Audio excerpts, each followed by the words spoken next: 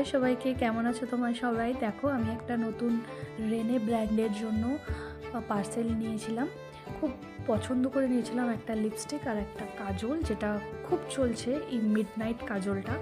তো আজকে সেটারই রিভিউ বলো বা আনবক্সিং বলো তোমাদেরকে আমি দিচ্ছি।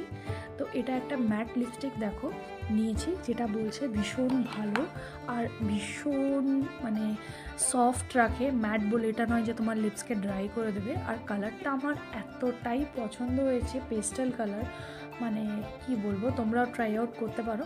তো আমি খুব পছন্দ করে এটা নিয়েছি। তো এটা লাগানোর পর তোমার মনেই হবে না যে তোমার লিপসগুলো ড্রাই হয়ে গেছে, সাধারণত যেটা আমাদের ম্যাট লিপস্টিক লাগিয়ে হয়।